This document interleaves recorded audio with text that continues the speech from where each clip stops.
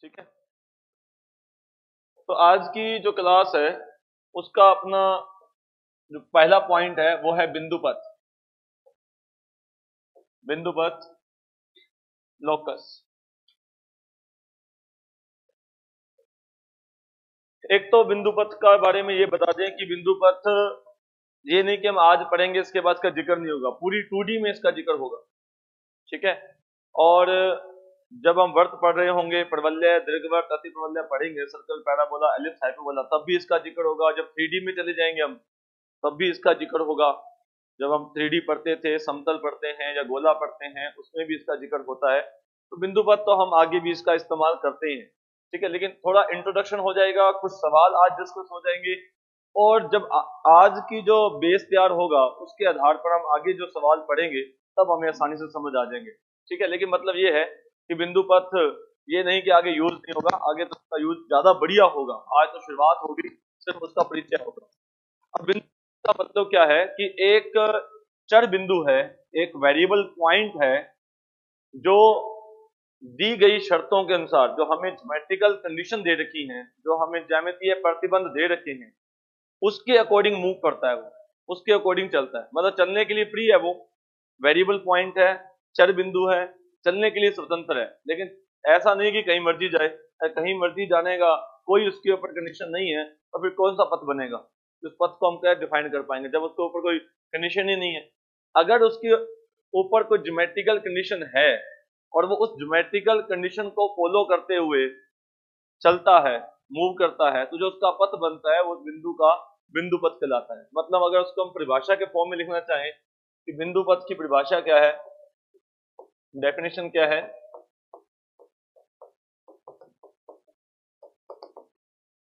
तो बिंदु पथ की परिभाषा शॉर्ट में हम लिख सकते हैं, एक चर बिंदु, एक वेरिएबल पॉइंट है,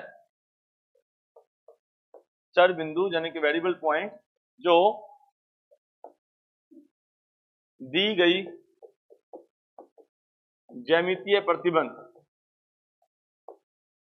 ज्योमेट्रिकल कंडीशंस, जो दी गई ज्यामितीय प्रतिबंधों के अधीन, या प्रतिबंध या प्रतिबंधों, एक प्रतिबंध हो सकता है एक ज्यादा भी, दी गई ज्यामितीय प्रतिबंध के अधीन गति करता है या चलता है, तो उसका जो पथ बनता है, तो उसका पथ बिंदु पथ कहलाता है। मेन बात यह है कि हमने उसके ऊपर कोई ना कोई ज्योमेट्रिकल कंडीशन लगा दी। नहीं, डेफिनेशन नॉट इंपॉर्टेंट, हमें समझना पड़ना ज्यादा इंपॉर्टेंट है कि हमने उसके ऊपर कोई शर्त लगा दी कि चल सकता है, लेकिन इस शर्त को हमेशा ध्यान में रखना है, तब जो चलकर जो उसका पथ बनता है वो उस बिंदु का बिंदु पथ है। ठीक है, अब इसको हम पहले ज्योमेट्रिकली समझते हैं, ज्योमेट्रिकली कुछ एग्जाम्पल के द्वारा समझते हैं, फिर हम इसको मैथमेटिकली सोल्व करेंगे। अब सबसे पहले ज्योमेट्रिकली एग्जाम्पल, जो हम सबसे आसान एग्जाम्पल पढ़ते हैं, कि मान लीजिए मेरे पास एक बिंदु है और उसको मैंने ये कंडीशन लगा दी कि भाई ये दिया गया जो बिंदु एक है, इससे हमेशा इक्वल डिस्टेंस पर रहना है। मतलब P क्या चीज है? वेरिएबल पॉइंट, चलने वाला बिंदु है। लेकिन उसको ये कह दिया कि जो C पॉइंट है ना, ये फिक्स पॉइंट है और आपको इससे हमेशा इक्वल डिस्टेंस पर रहना है। जब सब बेसिक एग्जांपल सब जानते हैं ना, शुरुआत 10वीं क्लास से हम पढ़ना शुरू कर देते हैं कि भाई एक बिंदु को ये कह दिया कि जो दिया गया बिंदु C है ना, जो फिक्स पॉइंट है, उससे हमेशा इक्वल डिस्टेंस, समान दूरी पर रहना है और फिर तो चल सकता है। और फिर वो चलता है तो चलने पर जो पथ बनता है वो इस बिंदु का बिंदु पथ है, और जिसका नाम हम जानते हैं कि हम इस है, ये वर्त है, ये नाम हमने रखे हुए हैं, चाहे वर्त है, चाहे प्रबंध है, चाहे दीर्घवर्त, चाहे प्रबंध। तो ये एक कंडीशन है कि हमने कंडीशन क्या लगाई कि जो फिक्स पॉइंट है ना, उससे हमेशा इक्वल डिस्टेंस पर है, तब जो पथ बनेगा वो उस बिंदु का बिंदु है और उसका नाम वर्त है। अब मान लो एक और एग्जांपल लेते हैं कि मान लो दो पॉइंट है ए और बी, ठीक है, और कंडीशन क्या है कि इन दोनों पॉइंटों से इक्वल डिस्टेंस पर रहना। कि मान लो दो बिंदु हैं और शर्त लगा दी बिंदु के ऊपर, सामान्य बेसिक शुरुआत का एग्जांपल है, ज्योमेट्रिकली हम समझते हैं कि बिंदु पर क्या है।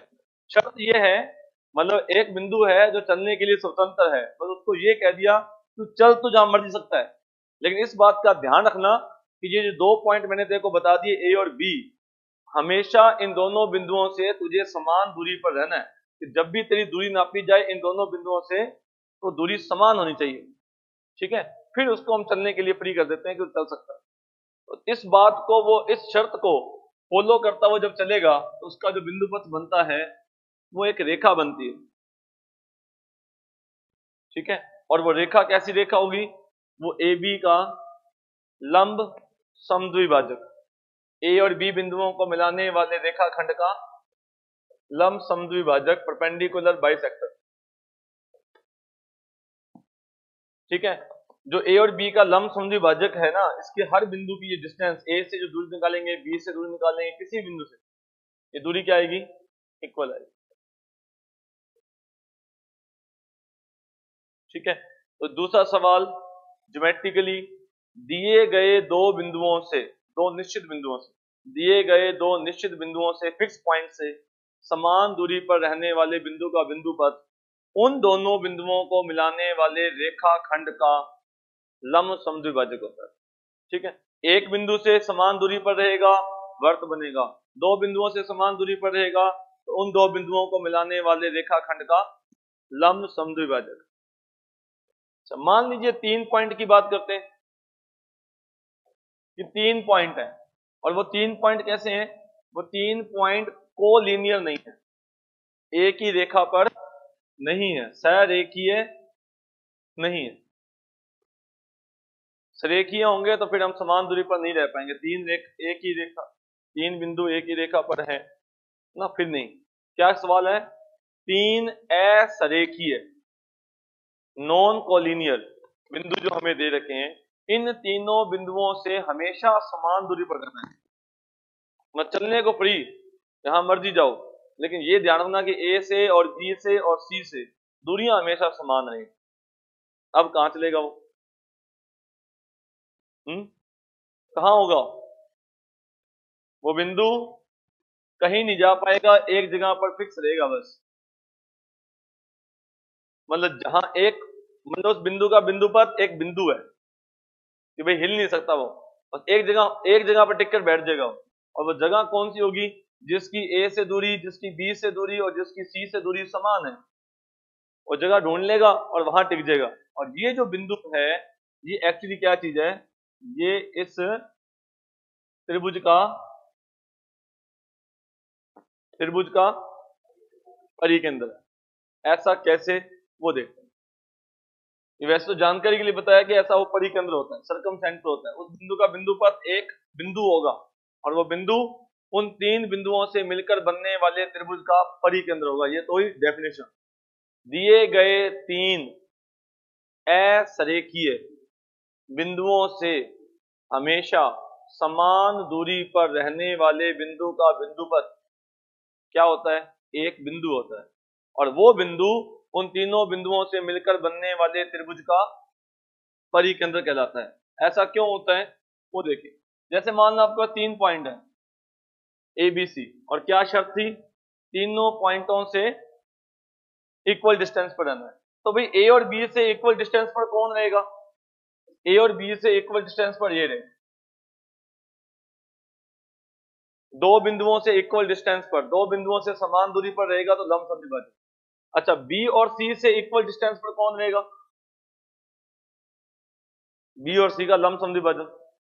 बी और सी का जो लंब समद्विभाजन है बीसी रेखाखंड का, वो एक रेखा है। उस रेखा पर जो भी बिंदु होगा वो बी और सी से समान दूरी पर होगा। जैसे नाम दे दो, L1 पर जो बिंदु है वो ए और बी से समान दूरी पर है। L2 पर जो बिंदु है वो बी और सी से समान दूरी पर है। और इसी प्रकार से मैंने AC को मिला दिया और AC का लंब समद्विभाजन बनाया L3। L3 पर जो बिंदु है वो A और C से समान दूरी पर है। और लेकिन हमें दो बिंदुओं से नहीं, हमें तो तीनों बिंदुओं से समान दूरी पर रहना था। तो जो इन L1, L2, L3 का जो इंटरसेक्शन पॉइंट है, जिसको मैंने नाम दे दिया O, है ना, परिकेंद्र को हम सामान्यतः O से, सर्कमसेंटर को O से लिख देते थे। तो O बिंदु L1 पर है, इसका मतलब A और B से इक्वल डिस्टेंस पर है। L2 पर है इसका मतलब बी और सी से इक्वल डिस्टेंस पर है। L3 पर है, ए और सी से इक्वल डिस्टेंस पर है, तो इसका मतलब ओ पॉइंट ए बी सी तीनों से इक्वल डिस्टेंस पर है, समान दूरी पर है। तो दिए गए तीन असरेखीय नॉन कोलिनियर बिंदुओं से समान दूरी पर रहने वाले बिंदु का बिंदु पर एक बिंदु ही होता है, मतलब हिल नहीं सकता वो, और उस बिंदु को हम उन तीन बिंदुओं से मिलकर बनने वाले त्रिभुज का परिकेंद्र कहते हैं, सर्कमसेंटर कहते हैं। ठीक है, ये बात हुई तीन बिंदुओं से समान दूरी पर रहने वाले। अब एक और एग्जांपल डिस्कस करते हैं।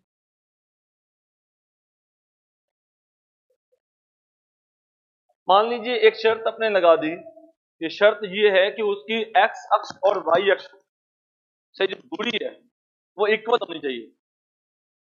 मतलब एक बिंदु है, उसको क्या भी चलने के लिए स्वतंत्र है, लेकिन हमेशा एक्स अक्ष और वाई अक्ष, तो जब भी तेरी दूरी नापी जाए दोनों दूरियां बराबर चाहिए। दूरियां याद रखें, जब हम कोऑर्डिनेट पढ़ते हैं तो निर्देशांक और दूरी में फर्क है ना, यह तो जिक्र ना कि जैसे कि हम जैसे कहते हैं ये पॉइंट है आपका, ये पॉइंट क्या है, दिस इज पॉइंट -2,4, ठीक है, तो -2,4 है, तो इसकी जो डिस्टेंस है, ये डिस्टेंस कितनी है, ये डिस्टेंस 2 है, दूरी 2 है, निर्देशांक -2 है, दूरी 2 ही है ना। इसकी ये दूरी देखी जाए, दूरी कितनी है, दूरी 4 है, तो दो दूरी वाला कोई बिंदु देखा जाएगा तो दो इधर भी फर्स्ट क्वाड्रेंट में भी हो सकता है वो दो दूरी वाला। इसकी भी अगर मैं कहूं कि वाई अक्ष से दूरी कितनी है, 2 है। बात दूरी की है निर्देशांक के लिए, ठीक है, निर्देशांक और दूरी में फर्क है। दूरी का मतलब वो पॉजिटिव डिस्टेंस, निर्देशांक का मतलब होता है उसकी लोकेशन, कि वो फर्स्ट क्वाड्रेंट में है कि सेकंड क्वाड्रेंट में है कि थर्ड में है कि फोर्थ में है, एक्स अक्ष पर है या वाई अक्ष पर है, वो कोऑर्डिनेट बताते हैं उसको निर्देशित करने वाला। दूरी तो उतनी है, ठीक है। तो बात हो रही थी कि अगर मैं आपसे कहूं कि मैं कंडीशन लगाता हूं कि आपको एक्स अक्ष और वाई अक्ष से इक्वल डिस्टेंस पर रहना है, ठीक है, तो क्या बनेगा, एक्स अक्ष और वाई अक्ष से इक्वल डिस्टेंस पर रहने वाला एक तो ये लाइन, यस नो, ये सही है। आप इसके किसी भी पॉइंट की अगर डिस्टेंस देखेंगे from x axis from y axis, from x axis from y axis, ये डिस्टेंस क्या आएगी, सेम। ये 45 डिग्री वाली लाइन है, अभी सोचते हैं कि 45 डिग्री पर जो बनेगी लाइन, ठीक है, ये डिस्टेंस क्या आएगी, डिस्टेंस सेम आएगी, y इक्वल टू एक्स। और अगर हम कहते हैं कि y इक्वल टू -x, वैसे हम जानते हैं y इक्वल x, तो हम आगे रेखा में पढ़ेंगे, लेकिन इसी में आपको बिंदु पथ का परिचय करवा रहा हूं। अब इसके लिए x अक्ष और y अक्ष से दूरियां क्या आएंगी, same, y equal to -x। तो अगर सवाल सिर्फ इतना ही हो, उस बिंदु का बिंदु पथ जिसकी दोनों अक्षों से दूरियां बराबर होती हैं का बिंदु पथ होता है, क्या कहोगे, बिंदु, रेखा, सरल रेखा युग्म, वर्त, प्रवलय, सरल रेखा युग्म, pair of straight line, single line नहीं है, दो लाइन है, सरल रेखा युग्म, ठीक है। तो इन दोनों रेखाओं के ऊपर जो बिंदु चलेगा वो दोनों अक्षों से हमेशा समान दूरी पर रहेगा। ज्योमेट्रिकली समझ रहे हैं कि बिंदु का बिंदु पथ का मतलब क्या है। एक शर्त हमें लगा रखी है, उस शर्त को फॉलो करते हुए बिंदु चलेगा, जो उसका पथ बनेगा उसका बिंदु पथ कहलाएगा, और उसका नाम हम स्टैंडर्ड जो कर्व होते हैं वो जानते हैं, है ना। स्टैंडर्ड कर्व में से लाइन, बिंदु, बिंदु बनेगा, हाँ बिंदु बन सकता है, लाइन, सरल रेखा युग्म जानते हैं, वर्त हमने पढ़ लिया, आगे प्रवलय, दीर्घवृत्त, अति प्रवलय, वो भी सब बिंदु पथ है, उनकी भी बिंदु पथ की परिभाषा है, ये भी हम जानते हैं।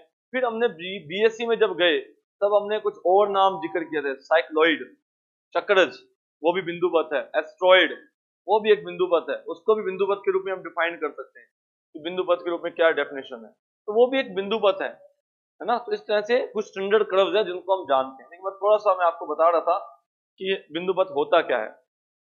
अच्छा, अब और अगर हम डिस्कस करें, कुछ और क्वेश्चंस की बात करते हैं। अभी जो मैंने लाइनें ली थी वो एक्स अक्ष और वाई अक्ष ली थी। अब मैं कोई और दो लाइन लेता हूं। मान लो मुझे एक कंडीशन है कि इन दी गई दो समांतर रेखाएं, चलो समांतर रेखा जिक्र कर लो, ये दो समांतर रेखाएं हैं। उस बिंदु का बिंदु पथ जो इन दोनों समांतर रेखाओं से हमेशा समान दूरी पर रहे, ये आ जाएगा। ठीक है, दी गई दो समांतर रेखाओं से समान दूरी पर रहने वाले बिंदु का बिंदु पथ उन दोनों के मध्य से उन दोनों समांतर रेखाओं के मध्य से गुजरने वाली समांतर रेखा, उनके समांतर होनी चाहिए और बिल्कुल बीच में से गुजरनी चाहिए। ठीक है, ये हो जाएगा। अच्छा, ये तो थी दो समांतर रेखाएं। अच्छा, अगर लाइनें समांतर ना हो, प्रतिच्छेदी हो, ठीक है, आप ऐसे बना सकते हैं। अब दो प्रतिच्छेदी रेखाओं से समान दूरी पर रहने वाले बिंदु का बिंदु पथ हमें जिक्र कर चुके हैं। बस फर्क क्या है, वो ये अक्षर नहीं है, इतनी की बात है। तो उनके कोण अर्धक, क्या बोलते हैं इसको हम, एंगल बाइसेक्टर ना, कोण अर्धक। अगर वो दो लाइनें एक दूसरे को काट जाएंगी, प्रतिच्छेदी रेखा हो जाएंगी, तो फिर हम जो उनके दोनों रेखाओं से जो समान दूरी पर रहने वाली रेखा है वो क्या रेखा होगी, उन दोनों के बीच का जो कोण बनता है उनके कोण अर्धक, एंगल बाइसेक्टर। चलिए, अब त्रिभुज की तीनों भुजाओं से समान दूरी पर रहने वाला, त्रिभुज की तीनों भुजाओं से समान दूरी पर रहने वाला, तो इन दो भुजाओं से, मान लो जी हमने कह दिया ए और बी, ए बी और बी सी, इन दोनों से समान दूरी पर रहने वाला, तो इसका एंगल बाइसेक्टर, इसको L1 नाम दे दीजिए। तो L1 के ऊपर जो भी बिंदु होगा वो दो भुजाओं से समान दूरी पर है, ए बी और बी सी से। ठीक है, फिर अपने इसका L2 बाइसेक्टर ले लिया, एंगल बाइसेक्टर। L2 पर जो बिंदु है वो किन दो रेखाओं से समान दूरी पर है, ए बी और ए सी से इक्वल डिस्टेंस पर है। फिर हमने इसी प्रकार से तीसरा बाइसेक्टर ले लिया, एंगल बाइसेक्टर, कोण समद्विभाजक। ठीक है, अब जो इन तीनों L1, L2, L3 का जो इंटरसेक्शन पॉइंट है, जिसे हम सामान्यतः आई से लिखते हैं ना, अंत्य केंद्र को आई से लिखते हैं। आई की क्या विशेषता है, वो L1 पर भी है, वो L2 पर भी है, वो L3 पर भी है। L1 का मतलब क्या है, AB और BC से समान दूरी पर है। L2 का मतलब क्या है, वो AB और AC से समान दूरी पर है। L3 का मतलब क्या है कि वो AC और BC से समान दूरी पर है। तो इसका मतलब जो I है वो AB, BC और AC तीनों से समान दूरी पर है। अगर दो रेखाओं से समान दूरी पर कहोगे तो उन दोनों के बीच के कोण का अर्धक, दो रेखाओं से। अगर तीन रेखाओं जो कि संगामी नहीं है, ये बात मैंने वैसे कहा नहीं, मैं त्रिभुज कह दिया। त्रिभुज कहना और ये कहना कि तीन रेखाएं संगामी नहीं है, एक ही बात है। अगर संगामी है तो संगामी कॉन्करेंट लाइंस, तो फिर ट्रायंगल नहीं बनेगा। और अगर संगामी नहीं है तो त्रिभुज बनेगा। ये त्रिभुज बन गया ना, संगामी, समझ गए। तो मैंने कौन सी तीन रेखाएं बोली हैं जो संगामी नहीं है या त्रिभुज बनाती हैं, एक ही बात है। तो कहने का मतलब यह है कि त्रिभुज की तीनों भुजाओं से समान दूरी पर रहने वाले बिंदु का बिंदु पथ क्या होता है, एक बिंदु, सिर्फ एक बिंदु ही होता है जो तीनों भुजाओं से समान दूरी पर रहता है, तीनों साइड्स से इक्वल डिस्टेंस पर रहता है। और इस पॉइंट को क्या बोलते हैं आप, त्रिभुज का अंत्य केंद्र। तो ये अंत्य केंद्र की परिभाषा कह दीजिए। अंत्य केंद्र क्या होता है, अंत्य केंद्र त्रिभुज की तीनों भुजाओं से समान दूरी पर रहने वाला बिंदु होता है। तो खैर, मोटा मोटा आइडिया आपको लगा होगा कि बिंदु पथ का मतलब क्या है। ठीक है, ये वो चीजें जो हम एक बेसिक आइडिया देने के लिए कि भी ज्योमेट्रिकली उसके ऊपर एक कंडीशन लगा देते हैं और उस कंडीशन को फॉलो करता हुआ जो उसका पथ बनता है वो या तो बिंदु हो सकता है, वो रेखा भी हो सकती है, वो रेखा युग्म भी हो सकता है, वो वर्त, प्रबल्य, दीर्घवृत्त, अति प्रबल्य भी हो सकता है। ठीक है, जैसे अब वर्त का तो आपने सुन लिया, अब थोड़ा सा और बताते हैं। वैसे तो मैं फिर आपको दोबारा जानकारी के लिए बता दूं कि ये सिर्फ इंट्रोडक्शन है, जैसे जैसे आप आगे बढ़ोगे, जब आप वर्त पढ़ रहे होंगे, जब प्रबल्य पढ़ रहे होंगे, दीर्घवर्त अति प्रबल्य पढ़ रहे होंगे, तो फिर बिंदुपत आएगा। लेकिन ठीक है, तब अच्छी तरह से समझ आएगा बात को। लेकिन फिर भी अगर मैं आपसे कहूं कि वर्त की परिभाषा बताइए बिंदुपत के रूप में, तो ये हम पढ़ चुके हैं। ठीक है, तो क्या थी? एक फिक्स पॉइंट से हमेशा इक्वल डिस्टेंस पर रहना, ये तो था वर्त की परिभाषा। वर्त के लिए वृत्त एक ऐसे चलित बिंदु का बिंदुपत होता है जिसकी दिए गए निश्चित बिंदु से दूरी हमेशा समान रहती है। तो ये तो बात वर्त की है, हमने सुन ली। अच्छा, प्रबल्य में क्या होता था? जब प्रबल्य में क्या होगा हम आगे जाकर डिस्कस करेंगे। प्रबल्य बिंदुपत के रूप में,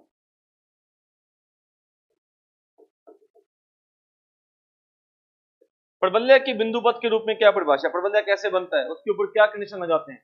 कि प्रबल्य के ऊपर ये कंडीशन लगाते हैं कि भाई एक तो तेरे को पॉइंट दे दिया और एक तेरे को लाइन दे दी। ठीक है, दिया हुआ क्या है? एक बिंदु और एक रेखा। और जो चलित बिंदु है, जो वेरिएबल पॉइंट है, जो मूव करने के लिए फ्री है, उसको ये कहा कि तूने इस बिंदु से और इस रेखा से दोनों से इक्वल डिस्टेंस पर रहना है। दिए गए निश्चित बिंदु से और दी गई रेखा, इन दोनों से आपको हमेशा इक्वल डिस्टेंस पर रहना है। मतलब उसको ये ध्यान रखना कि एस से दूरी और लाइन से दूरी, ये दूरी क्या होनी चाहिए? इक्वल, समान। एस पी इक्वल टू, ठीक है। और फिर कहा कि चल सकता है, जहां जाना चाहता हो चल सकता है, लेकिन ये जानना कि हमेशा तेरी एस से दूरी और जो लाइन से डिस्टेंस है वो सेम रहनी चाहिए। तो फिर वो चलता है और उसका चलने के बाद जो पथ बनता है वो कुछ इस तरह। इसका मतलब कि अगर आप ये कोई पॉइंट लेंगे, ये वाला पॉइंट, तो इसकी भी लाइन से डिस्टेंस और नाभि से डिस्टेंस क्या है? नाभि फोकस डिस्टेंस क्या है? सेम। ये कोई पॉइंट लेंगे, ये डिस्टेंस क्या है? सेम। ये कोई पॉइंट लेंगे तो ये डिस्टेंस क्या है? सेम। कोई और पॉइंट यहां ले लीजिए, ये डिस्टेंस सेम। समझ गए? तो प्रबल्य उस बिंदु का बिंदुपत होता है जिसकी दिए गए निश्चित बिंदु और दी गई फिक्स लाइन से जो डिस्टेंस है वो हमेशा सेम रहती है, समान रहती है। ये प्रबल्य का बिंदुपत है। वैसे जब प्रबल्य पढ़ेंगे तो सारी बातें बहुत अच्छे से क्लियर हो जाएगी। अच्छा, अब उसके बाद क्या आता है? दीर्घवर्त।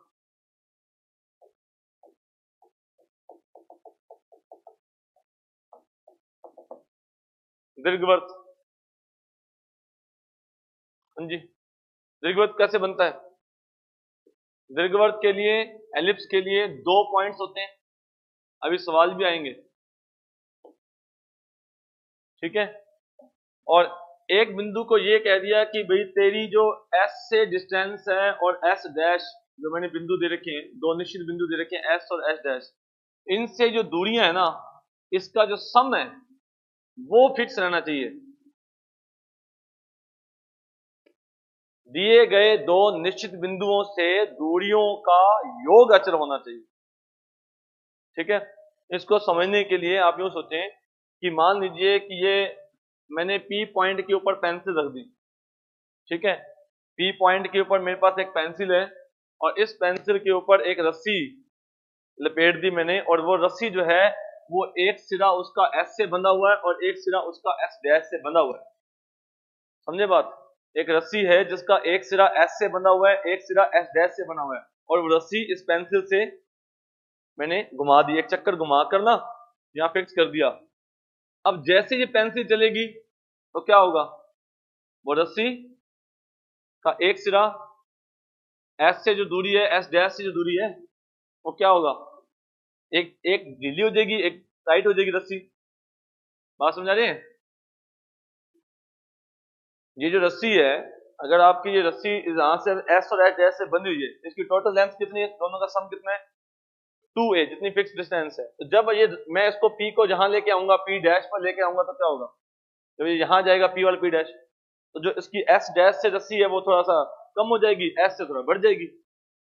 ठीक है, और इधर जाएगी तो यहां आ जाएगी, तो वो रस्सी वो तो घूम सकती है ना उसके ऊपर, रोटेट से बांधी हुई है, आप तो समझ रहे हैं, है ना, इसके ऊपर बांधी हुई है, और रस्सी थोड़ा सा एक तरफ से कम हो जाएगी, एक तरफ से ज्यादा, लंबाई उसकी बढ़ जाएगी। इस तरह से ये लेंथ आ जाएगी। दूसरी बार क्या हो जाएगी, ये आ जाएगी। तीसरी बार रस्सी इस तरह से आ जाएगी। दोनों का सम कितना है, 2a, क्योंकि रस्सी तो उतनी है, रस्सी थोड़ी कम ज्यादा हुई है, रस्सी तो उतनी है। तो जब आप उसको इस तरह से घुमाएंगे, जो पथ बनता है वो क्या कहलाता है, दीर्घवृत्त। ये हम आगे आगे जैसे बढ़ेंगे तब आपको समझ आएगा। तो दीर्घवृत्त उस बिंदु का बिंदु पथ होता है जिसकी दिए गए दो निश्चित बिंदुओं से दूरियों का योग अचर होता है, योग अचर होता है। और इसी तरह से एक हम और डिस्कस करेंगे जिसका नाम आएगा अति प्रबल्य, हाइपरबोला। अति प्रबल्य में क्या होता है, दिए गए दो निश्चित बिंदुओं से दूरियों का अंतर अचर होता है। दिए गए दो निश्चित बिंदुओं से दूरियों का जो डिफरेंस है वो फिक्स होता है। ये है कुछ बिंदु पथ के रूप में परिभाषाएं जो हम आगे डिस्कस करेंगे, ठीक है। इसी तरह से अगर मैं आपको ये कह दूं ये एक समतल है, ठीक है, वैसे ये सिर्फ आपको इंटरेस्ट के लिए, एक सर्कल है, ये सर्कल इसके ऊपर मूव करता है, ठीक है। तो जो इसके, ये कोई एक फिक्स पॉइंट ले लो, ये वाला फिक्स पॉइंट ले लो, मान लो इसका जो पथ बनेगा वो कैसा बनेगा, इसके ऊपर जब मूव करेगा तो किसी पॉइंट का जो पथ,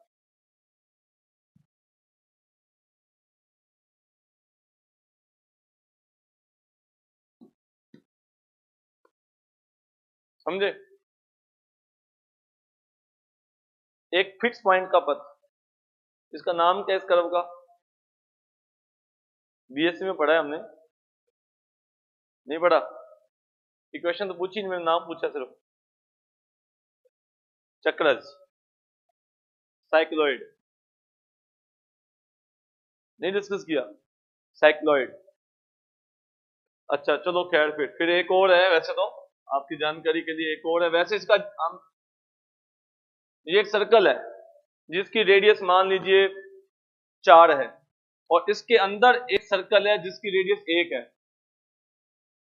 जब ये सर्कल, इस जो छोटा सर्कल है जिसकी रेडियस 1/4 है, जब छोटा सर्कल इस बड़े सर्कल के अंदर रोटेट करेगा, तब जो एक बिंदु का बिंदु पथ बनेगा किसी भी एक फिक्स पॉइंट का, तब क्या बनेगा, मतलब वैसे नहीं सोचा होगा, मैं आई डोंट नो कि आपने कभी जिक्र किया होगा इसका, लेकिन आपकी जानकारी के लिए बता दें कि ऐसा नहीं बनेगा,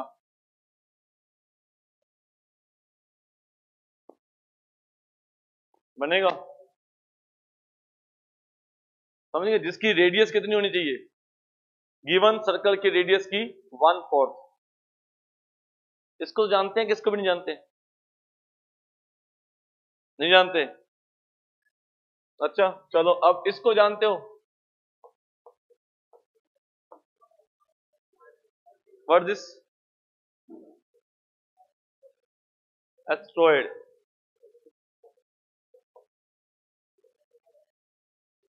नहीं जानते, सब जानते हैं, बस ठीक है, हमें बिंदु पथ का इतना वो इस्तेमाल नहीं करना था, काम चल जाता था। x equal to a cos cube theta, y equal to a sin cube theta, Cartesian form, parametric form. चलिए खैर, तो बिंदु पथ क्या होता है ये तो था इंट्रोडक्शन, ठीक है।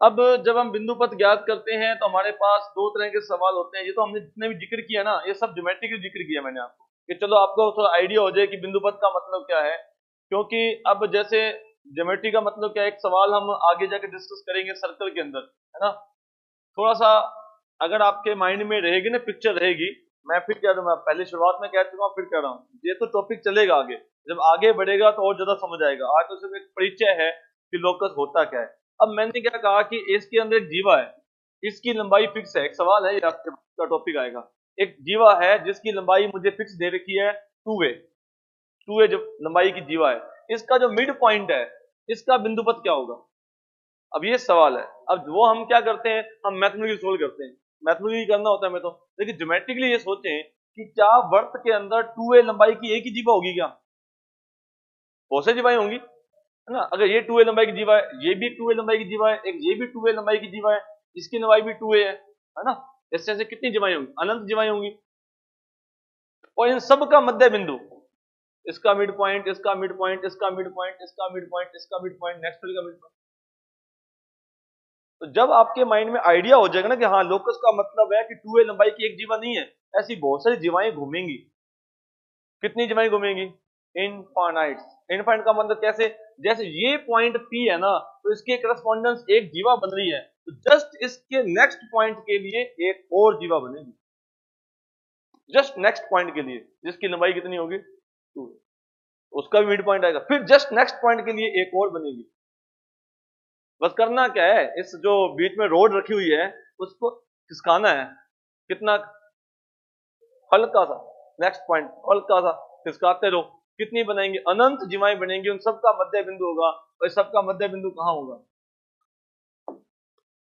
एक सर्कल बनाएगा, ठीक है।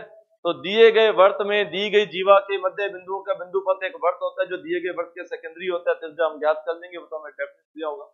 ये एक पिक्चर बनती है कि होता क्या है। इसी प्रकार से बहुत सारे सवाल हैं जो कहेगा परवलय के अंदर भी हम जिक्र करेंगे, परवलय का व्यास क्या होता है, समांतर जीवाओं के मध्य बिंदु का बिंदु पथ। बहुत सारे आगे आगे बढ़ेंगे तो बिंदु पथ का इस्तेमाल तो होगा। तो बस बिंदु पथ का मतलब क्या है कि जो हमें शर्त दे रखी थी उस शर्त के अकॉर्डिंग जो बिंदु चलेगा तो उसका पथ क्या बनेगा। बात तो इतनी की है, लेकिन सवाल बहुत अच्छे सवाल बनते हैं। अच्छा, ये तो हुआ ज्योमेट्रिकली। एक तरह के सवाल और होते हैं बिंदु पथ ज्ञात करते वक्त, जो हम आगे डिस्कस करेंगे। वो ये होते हैं कि जब जब आपको ऐसी इक्वेशन दे रखी हो जिसके अंदर कोई पैरामीटर हो, जैसे x equal to a cos theta, y equal to a sin theta, where theta is any parameter. तो थीटा इज एनी पैरामीटर का मतलब कि थीटा की वैल्यू चेंज करते करते अलग अलग बिंदु आएंगे। ये दूसरा तरह का सवाल होगा जिसमें ज्योमेट्रिकली कंडीशन नहीं दे रखी आपको, है ना। ज्योमेट्रिकली हमें समझ आता है कि इन दो बिंदुओं से समान दूरी पर रहना है जी, अलग अलग ज्योमेट्रिकली बातें समझ आती हैं। ये ज्योमेट्रिकली नहीं है, वो कहता है थीटा इज एनी पैरामीटर। अब थीटा इज एनी पैरामीटर का मतलब है थीटा की इनफाइनाइट वैल्यू पॉसिबल है, और वो सब वैल्यू रखने पर जितने बिंदु आएंगे वो बिंदु किस कर्व के ऊपर होंगे, ये उसका मतलब है। अब जब हमें कोई ज्योमेट्रिकली कंडीशन नहीं दे रखी है तो हम उसका इमेजिन भी बना सकते हैं माइंड में, लेकिन मैथमेटिकली हम क्वेश्चन सोल्व कर सकते हैं कि मुझे क्या करना है, एक ऐसी कंडीशन चाहिए जिसमें थीटा हो ही ना, जो थीटा से इंडिपेंडेंट हो, ठीक है। तो उसके लिए जैसे पहला है x equal to a cos theta, y equal to a sin theta. हम सब जानते हैं कि सर्कल की इक्वेशन का पैरामीट्रिक फॉर्म है ना। हम क्या करते थे, इन दोनों इक्वेशंस की सहायता से जो पैरामीटर है उसको एलिमिनेट करते, दोनों का स्क्वायर करके सम कर दिया, दिस इज ए सर्कल। वो आगे बात है कि सर्कल पता है कि नहीं पता, हमें आज कोई दिक्कत वाली बात नहीं, आगे पता चल जाएगा सर्कल है जी, तो ठीक है जी, थीटा को एलिमिनेट कर दिया, सर्कल बन गया। इसी प्रकार से x इक्वल टू 80 स्क्वायर और y equal to 280, where t is any parameter. मैं वो लिख रहा हूं जो स्टैंडर्ड है, जिसके बारे में हमने कभी ना कभी जरूर सुना हुआ है 11th 12th में, बीएससी में, कोई और नहीं रूट पटांग है, वो तो आगे सवाल में देगा। x equal to 80 square, y equal to 280, where t is any parameter.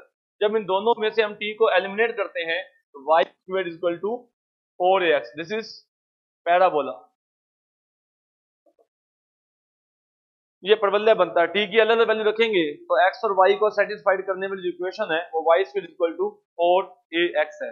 x equal to a cos theta and y is equal to b sin theta. तो a का डिवाइड कर दीजिए, b का डिवाइड कर दीजिए, दोनों का स्क्वायर करके सम कर दीजिए, तो x square upon a square plus y square upon b square equal to 1। This is दीर्घवृत्त, एलिप्स।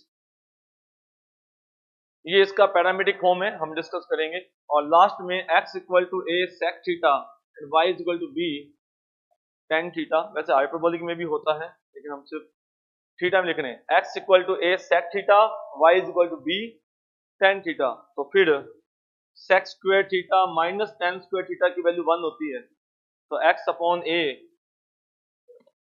का whole square minus y upon b का whole square equal to 1। a का डिवाइड कर दीजिए, तो दिस इज हाइपरबोला।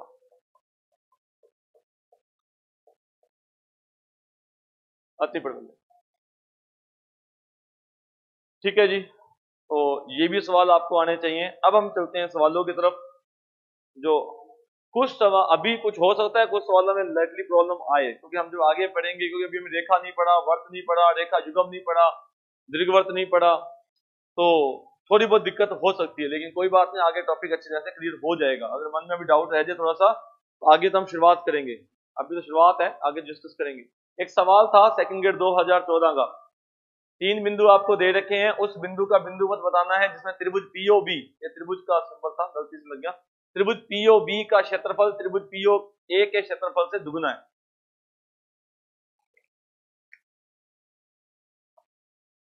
त्रिभुज POB का क्षेत्रफल त्रिभुज पीओए के क्षेत्रफल का दुगुना है। अब बिंदुपथ ज्ञात करने का मैथमेटिकल तरीका क्या होता है कि जिस बिंदु का बिंदुपथ ज्ञात करते हैं उसको हम h, k मान लेते हैं, है ना। फिर जो दी गई शर्त होती है उसको फॉलो करते हुए समीकरण ज्ञात करते हैं, और फिर h और k की जगह पर x और y रख देते हैं, ठीक है। लेकिन हम, क्योंकि हमने सोल्व करना है, आंसर फाइंड आउट करना है, तो हम मैथमेटिक्स की शुरुआत में क्या करेंगे, h और k की जगह पर x और y लेकर चलेंगे, यानी कि h और k लेके चले, फिर h और k की जगह पर x और y लेकर चले, वो तो कोई हमें एकेडमिक तो सोल्व करना नहीं है। तो शुरुआत में हम क्या करेंगे, p को क्या मान के चलेंगे, x और y लेकर चलेंगे। तो त्रिभुज POB का क्षेत्रफल, area of triangle POB equal to double area of triangle POA। हाँ जी, POB का क्षेत्रफल कैसे ज्ञात करेंगे, तो 1/2 P पॉइंट, P अपने क्या माना, एक्स वाई, आप चाहे तो h के मान लें, बाद में h की जगह पर x होगा। अच्छा, O का मतलब 0 0, B का मतलब 0 4, POB, P आ गया, O आ गया, B आ गया, और वापिस P इक्वल टू डबल इसका क्षेत्रफल POA, तो 1/2 P मतलब एक्स वाई, O मतलब 0 0, A का मतलब 6,0 और वापस again x y. Area minus का नहीं होता, इसलिए हम मॉडुलस भी लगाते हैं, प्लस माइनस भी लगाते हैं, लेकिन यहाँ पर स्क्वायर किया गया है, हम दोनों तरफ स्प्लिट कर देंगे, चाहे सोल्व करने के बाद स्क्वायर कर दीजिए। तो सोल्व करेंगे तो 1/2 से 1/2 कैंसिल हो जाएगा।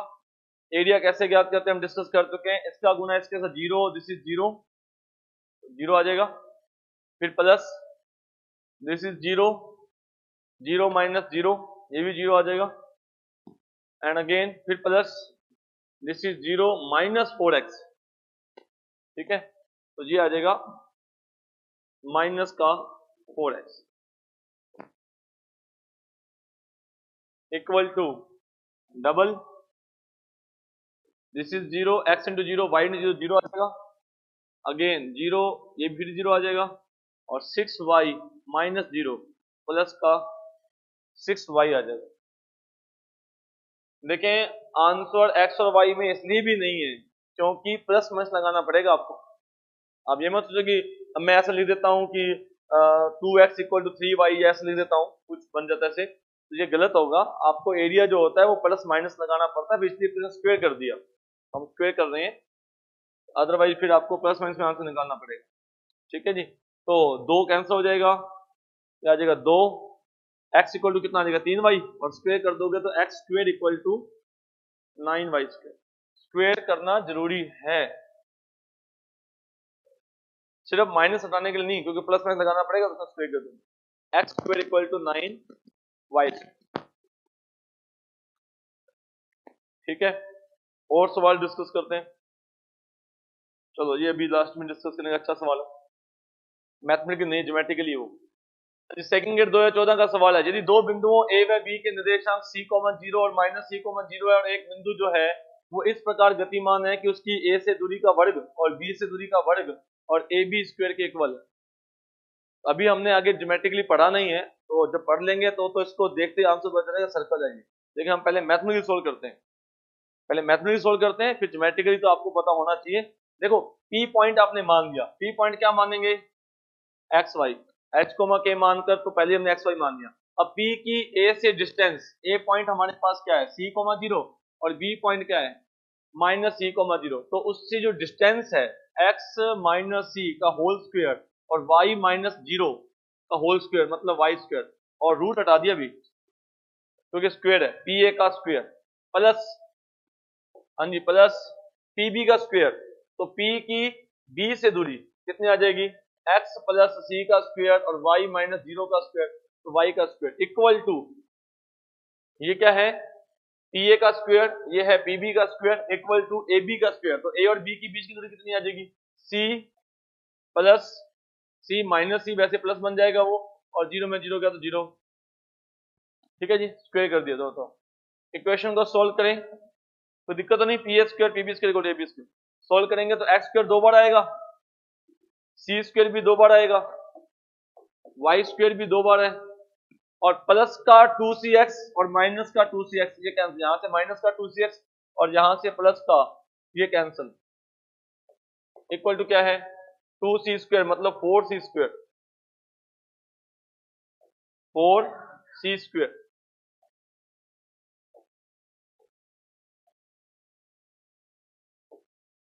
स्क्वायर, ठीक है जी। सोल्व करेंगे तो क्या आंसर आता है हमारे पास, 2x square plus 2y square equal to 2c square, यानी कि x square plus y square equal to, और ये किसकी इक्वेशन है, सर्कल की। आगे हम पढ़ लेंगे, ये वर्त का समीकरण है जिसका केंद्र 0 0 है और त्रिज्या c है।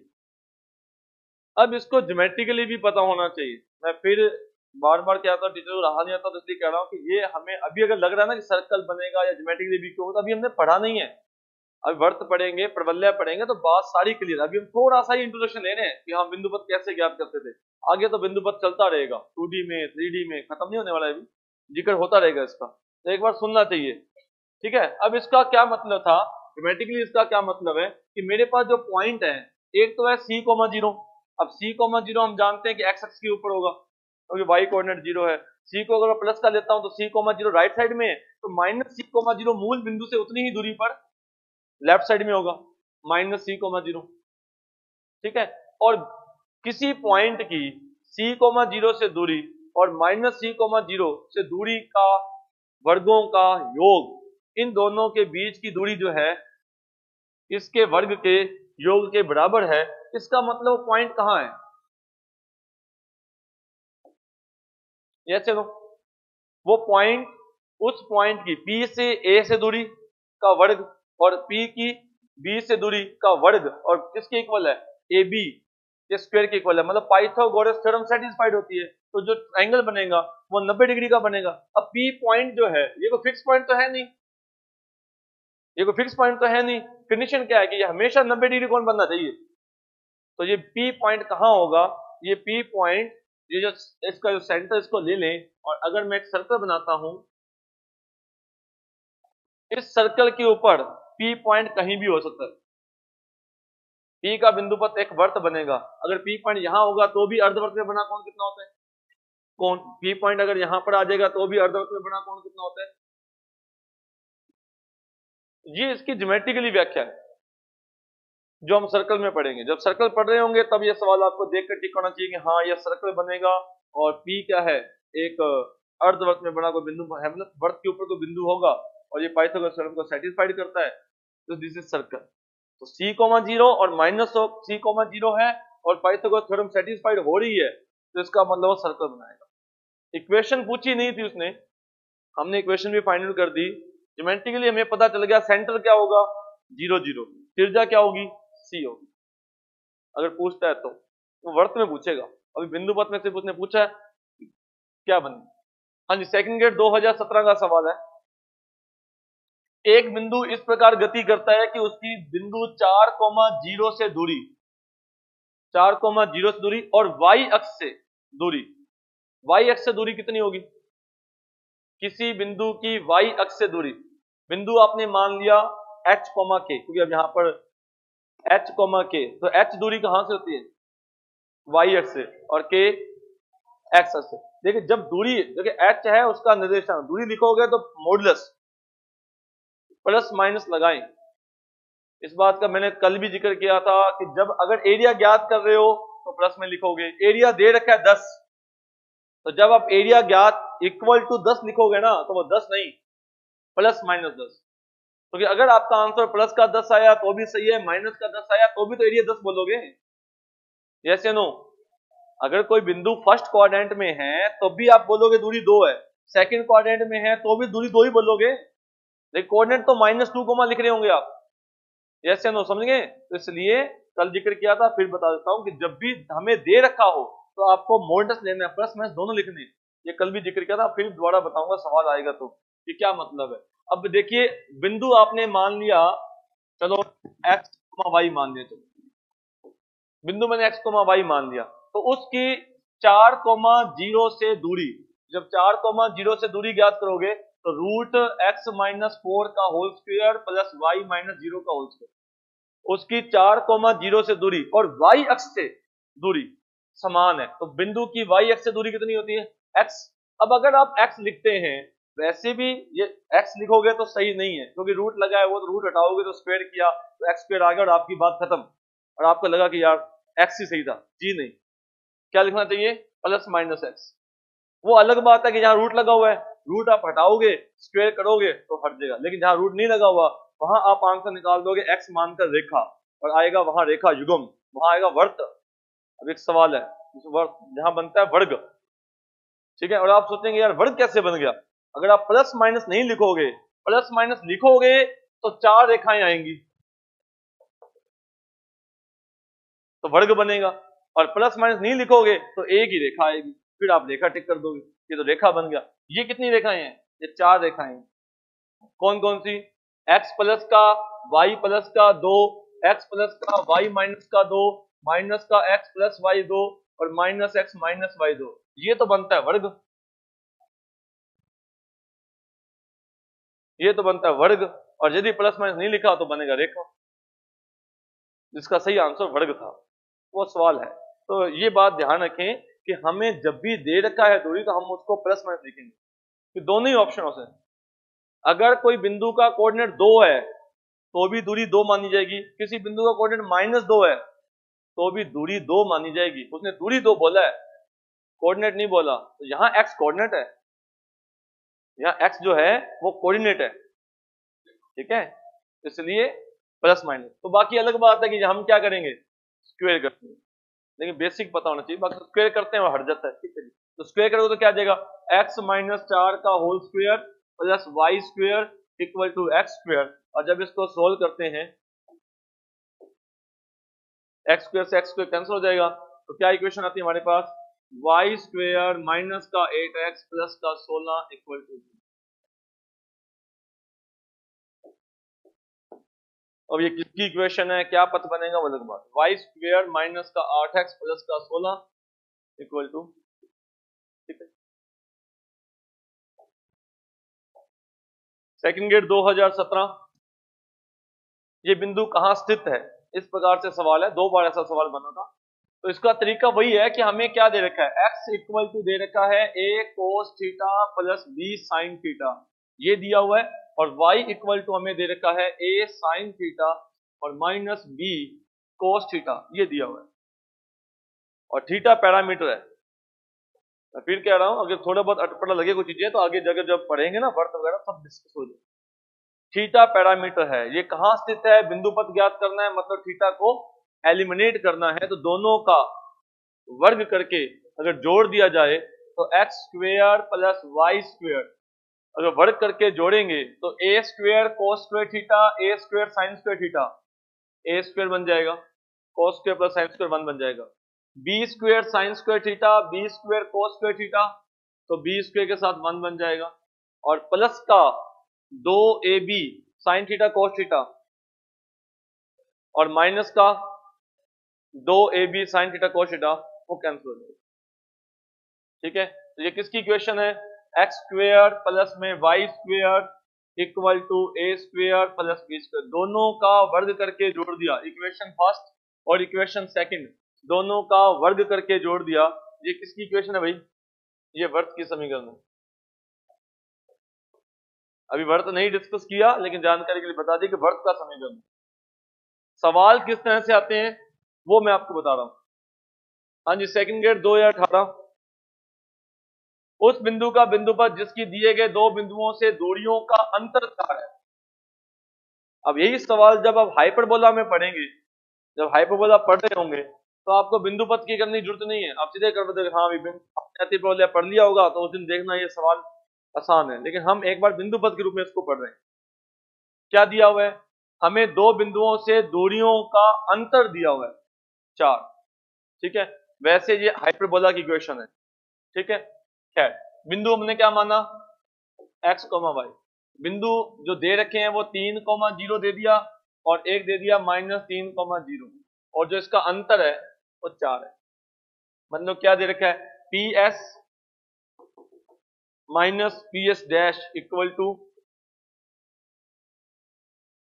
अति प्रबल्य उस बिंदु का बिंदु पथ होता है जिसकी दिए गए दो निश्चित बिंदुओं से दूरियों का अंतर अचर होता है, और वो निश्चित बिंदु क्या कहलाते हैं, उस अति प्रबल्य की नाभियां। ये दो नाभियां हैं, फोकस पॉइंट उस हाइपरबोला के फोकस हैं, ठीक है। जब हम हाइपरबोला पढ़ रहे होंगे यही सवाल सेम हाइपरबोला में पढ़ सकते हैं, फिर तो देखते आंसर आ जाएगा। बस अभी हमने हाइपरबोला पढ़ा ही नहीं है, हमें नाभियां ही नहीं पता, समीकरण नहीं पता, तो बिंदु पथ के रूप में पढ़ रहे हैं।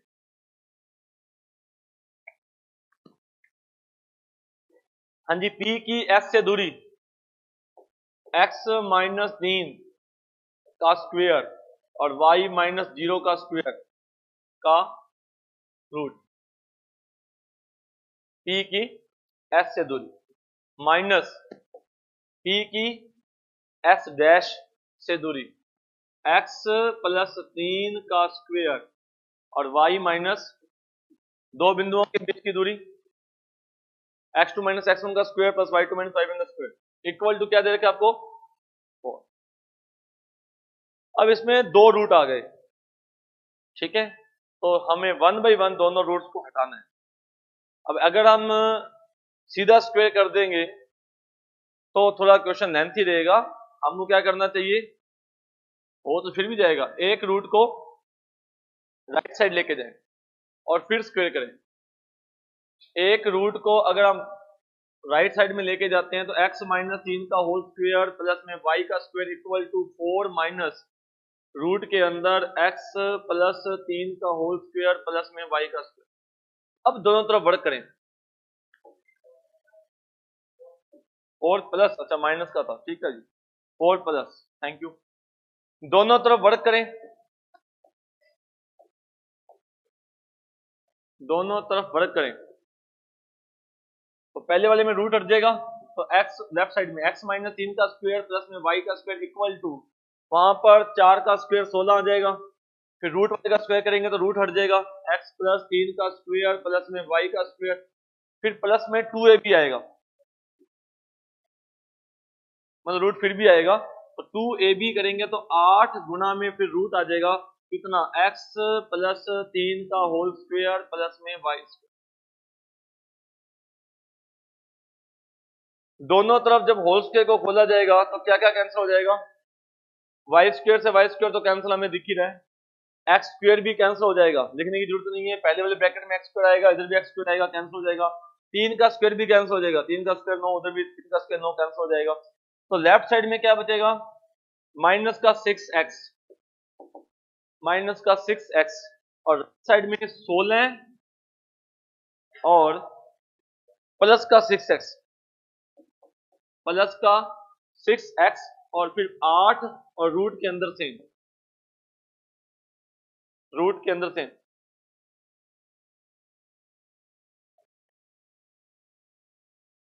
ठीक है जी। तो रूट वाले को छोड़कर बाकी वाले को लेफ्ट साइड में लेकर आओगे तो 6x इधर आकर माइनस का 6x बन जाएगा, 16 भी इधर आकर माइनस का बन जाए, फिर ऐसे करो कि चलो खैर वो तो स्क्वायर ही करना है अपने को, है ना। तो कितना बनेगा, माइनस का 16 और माइनस का 12x, 8 और रूट के अंदर 4 का भाग जाता है, 4 का भाग दे दीजिए, माइनस का 4 माइनस का 3x इक्वल टू 2, और फिर से स्क्वायर कीजिए, फिर से दोनों तरफ वर्ग कीजिए,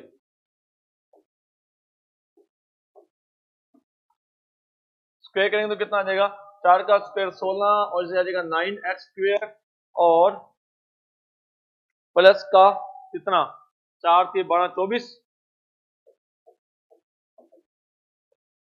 प्लस का 24, माइनस कॉमन भी ले सकते हैं, प्लस का 24x बराबर में 2 का स्क्वायर 4 और रूट में क्या आ जाएगा x प्लस 3 का होल स्क्वायर प्लस में y स्क्वायर।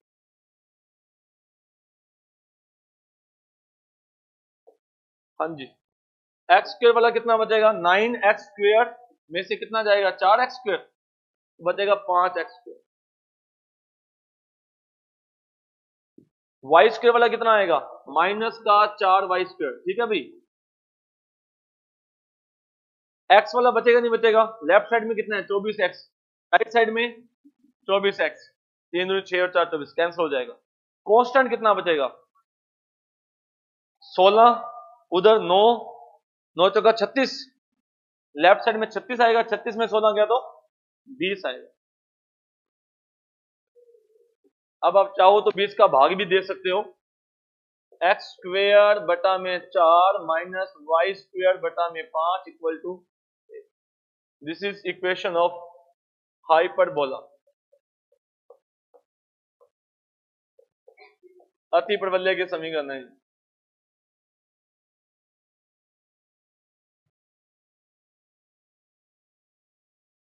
फर्स्ट वन,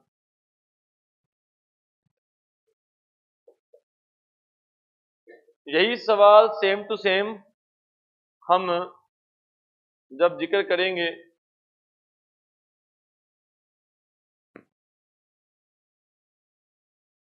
अति प्रबल्य में, तो ये एक लाइन का सवाल है, लेकिन तब हम नाभियां पढ़ चुके होंगे।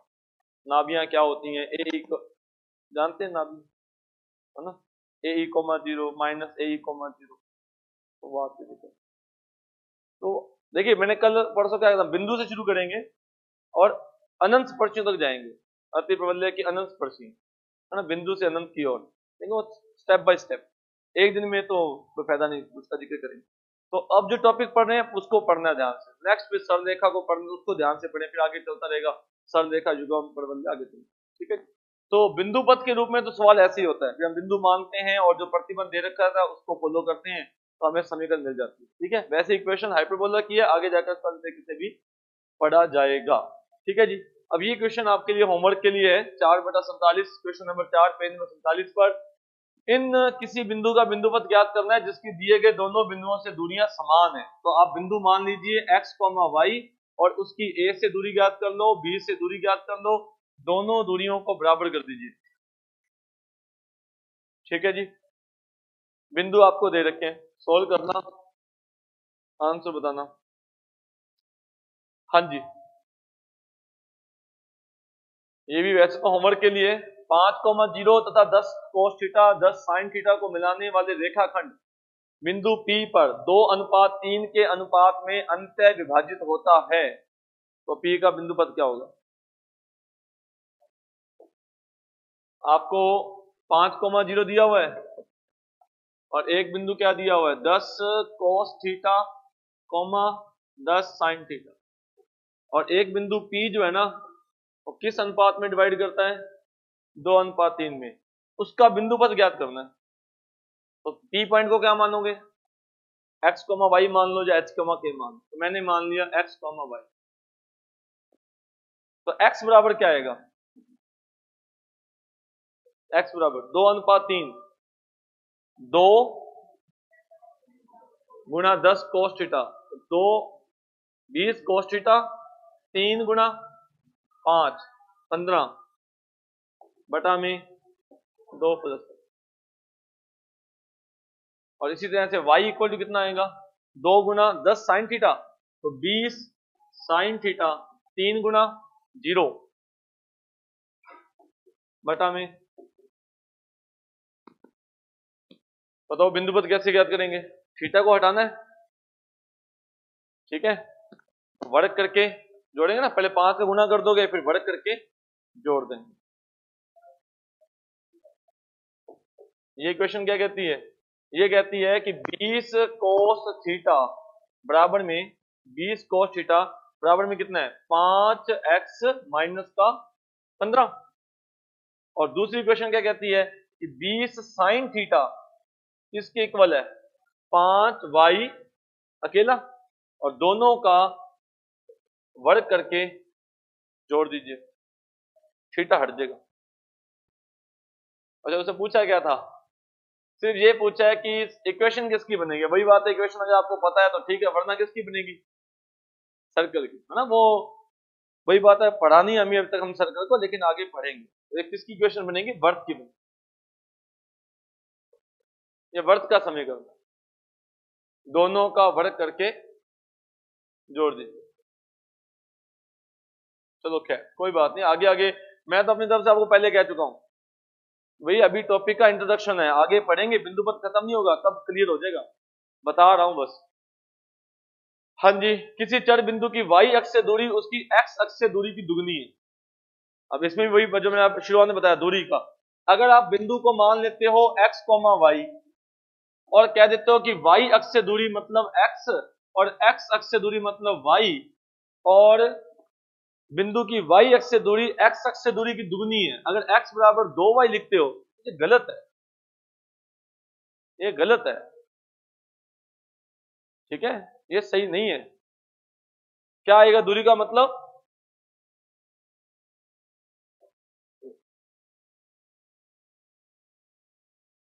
मॉडुलस। अगर अकेला x बराबर 2y लिख दिया ना कि हाँ भी x बराबर 2y, तो गलत बनेगा, फिर आप कहोगे कि मूल बिंदु से गुजरने वाली एक रेखा आ जाएगी, ऐसा नहीं, प्लस माइनस।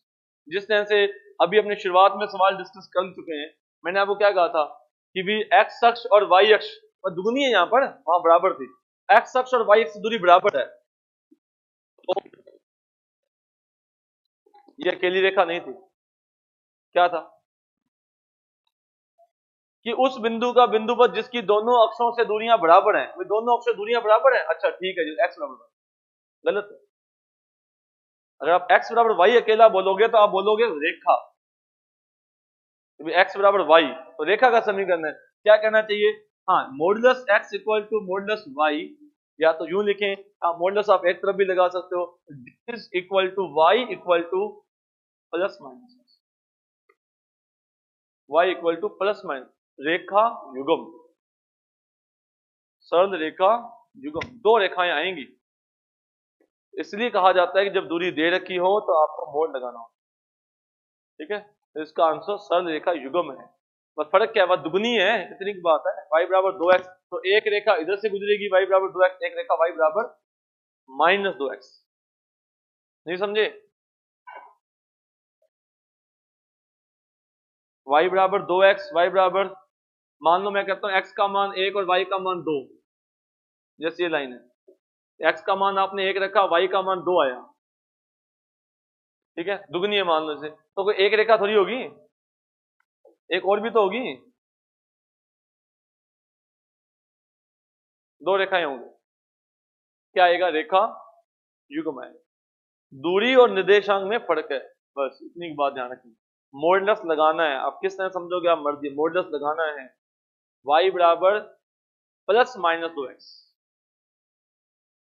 आपको ये भी सोचना है उधर वाला प्लस माइनस से प्लस माइनस कैंसिल हो गया, ये भी मत दिमाग लगाना, कोई पता नहीं ज्योमेट्री पढ़ रहे हैं तो ज्योमेट्री के हिसाब से काम चले, इधर वाला कैंसिल उधर वाला कैंसिल, चलो कट गया, तो लगाया ही क्यों था?